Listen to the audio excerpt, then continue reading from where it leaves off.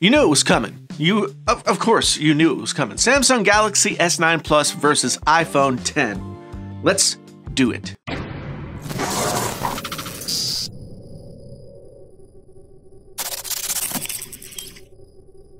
Hey there, friends on YouTube. My name is Jason, sometimes known as the JTL. This is Painfully Honest Tech.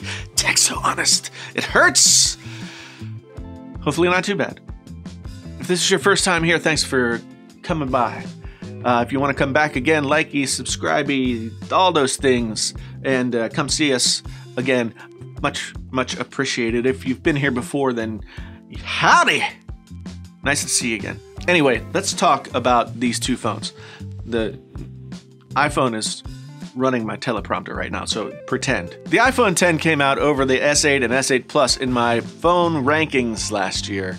How did the S9 and S9 Plus fare against Apple's 6-month-old flagship? Last year, Samsung's flagships were really nice phones. I used the S8 Plus for a couple of months and did a video and picked up the Note 8. I pre-ordered the Note 8 and I picked it as my best phone of 2017.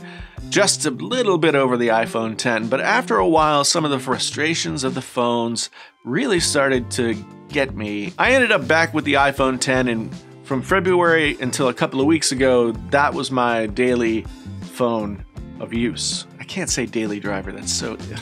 How did this year's Samsung offerings fare compared to last year's, and more importantly, against the iPhone 10? No spoilers, you're just gonna have to keep watching. Stick with me to the bitter end. Before I get into the comparisons here, I just want to say that Samsung has to do something about the batteries. I went with the S9 first, and it couldn't make it through the day with a 3000 milliamp hour battery, so I exchanged it for an S9 Plus, and it fares only slightly better.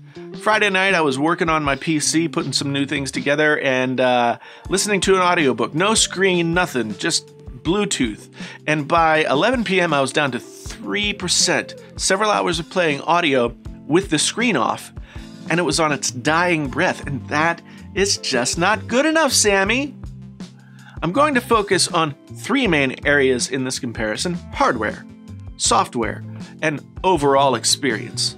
On the hardware side, I mean, you know, these are really both beautiful phones with distinctive designs that likely represent the best the two companies have offered, perhaps ever.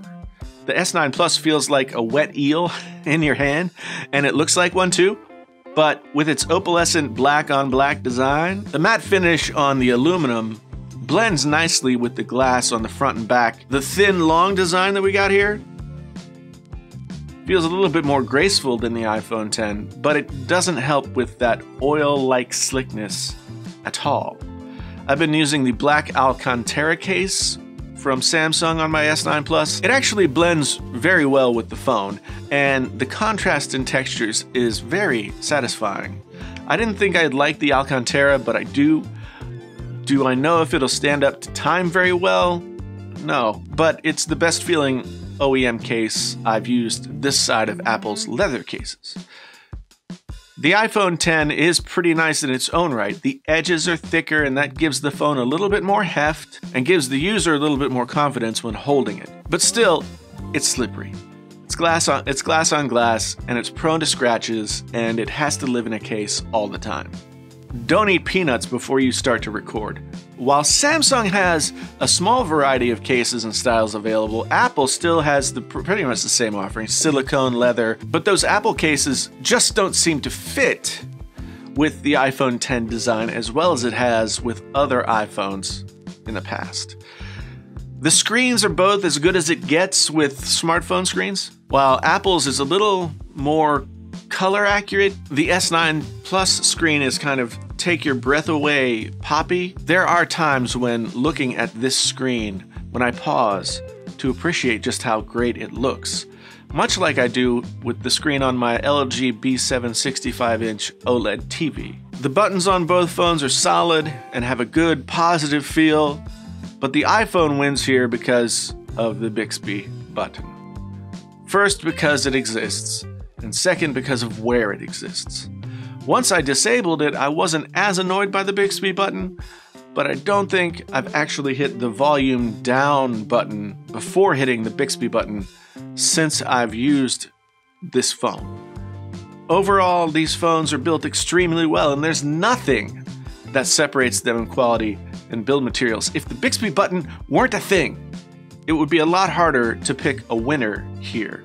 But Samsung, once again, gave its customers a feature that no one asked for and no one really wants, and puts it in a place where you can't help but get pissed off at it on a daily basis.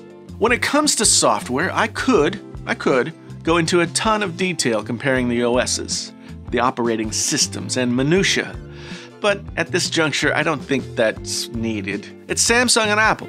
Samsung gives you a heavily skinned version of the latest iteration of Android, and the iPhone has iOS 11 or iOS whatever, which has its own problems while shifting from a home button based OS to being something more predicated on gestures.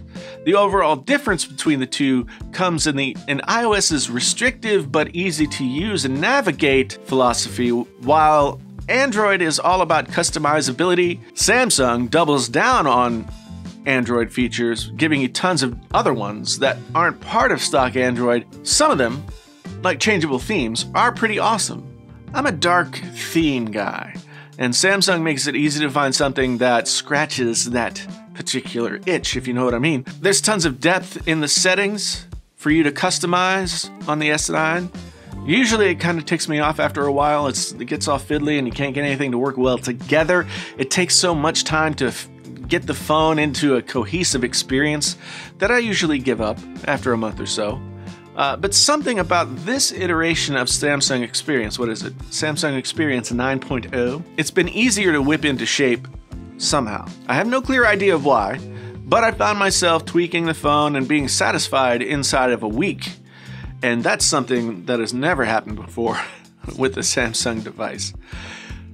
Samsung also finally did something positive with their security software, which in the past has been a hot mess of a half dozen options, none of which ever really worked well for me. The killer app for me is the new Intelligent Scan feature that uses iris scan and face recognition combined to do a pretty darn good Face ID impersonation. It's not as reliable as Face ID, but the new, more reachable placement of the fingerprint sensor makes up for it, and the speed is on par with just about any fingerprint reader I've used before. I've been able to consistently, reliably use the fingerprint scanner on a Samsung phone for the first time ever. Samsung and Apple have been neck and neck over the last several years in terms of design. They both now make striking, if not slippery, phones that feel like they cost a lot, and they do. I've always gravitated back to the relative ease of iOS after using Android phones in the past, but this time around Samsung has gotten closer to finding that special sauce of customizability and ease of use that has eluded it forever. This is the first time I can really see myself sticking with an S device and staying happy, but that battery, that's likely the thing that will bring it back to the store. Apple crushes both these phones in terms of battery. I've never had to worry about getting through a day on my iPhone X. I still charge every night, but I could get through a day and a half, maybe almost 2 days with my iPhone X, and this S9 Plus would be long dead. Battery, Bixby button, those are the final two elements that keep me from really locking onto a Samsung device. One is an annoyance, the other, for me, is a deal breaker. Give me an S device with a 4,500 milliamp hour battery and all the features that this device has, and Samsung, you might just get me then. I guess I'll have to wait and see what the S9 Active or the Note 9 offers later this year. So close, Samsung. So close. Thanks for being here. Let me know what you guys think down in the comments. Are you using an S9 or an iPhone X or whatever? I know it's crazy times in the smartphone world. And also, if this was your first time here and you want to come back and you want to see more of my face talking about these things, then you can like and subscribe and do all those things that make that possible. Hit the bell notify icon. Ding ding. If you've been here before, you know the drill. You know what to do. Once again, my name's Jason, sometimes known as the JTL. This is Painfully Honest Tech. Tech so honest, it hurts. Until the next time, I'm out.